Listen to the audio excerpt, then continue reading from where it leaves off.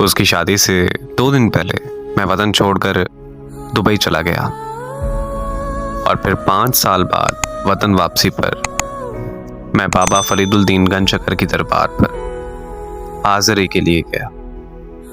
मैं वहां बैठकर दुआ कर रहा था। अचानक मुझे उसकी याद आने लगी। इतने सालों बाद जो उसकी याद आई, उसकी याद ने मेरी तबीयत खराब कर दी। मेरा दम घुटने लगा। मैं दरबार के एक कोने में जाकर बैठ गया। मैं ये सोच ही रहा था कि आज इतने सालों बाद यूं अचानक उसकी याद इस कदर क्यों आ रही है कि मेरी आंख लग गई। फिर जब मेरी आंख खुली तो वो बिल्कुल मेरे सामने खड़ी थी।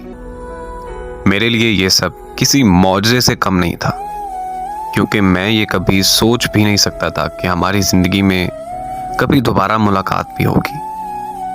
वो मुस्कुराते हुए बस मेरी तरफ ही देखी जा रही थी। इससे पहले कि मैं उससे कोई बात करता, उसे किसी ने आवाज दी और वो वहां से चली गई। मैं उसके पीछे जाना चाहता था, मगर मुझ में इतनी हिम्मत भी नहीं थी कि मैं अपनी जगह से हिल भी सकूं। माजी की जिन कड़वी यादों को खत्म करने के लिए मुझे वतन छोड़ना पड़ा था। वही कड़वी यादें फिर से मेरे अंदर जिंदा हो चुकी थी। मेरा हर जख्म फिर से ताज़ा हो चुका था। मेरी हालत मज़ीद ख़राब होने लगी और मैं बेहोश हो गया। और फिर जब मुझे होश आया तो मैं फिर से वहीं लेटा हुआ था। दरबार से घर आकर मैं एक अजीब सी कश्मकश का शिकार हो चुका था कि दरबार पर मुलाकात महज सिर्फ एक इत्तेफाक था या फिर खुदा की मर्जी।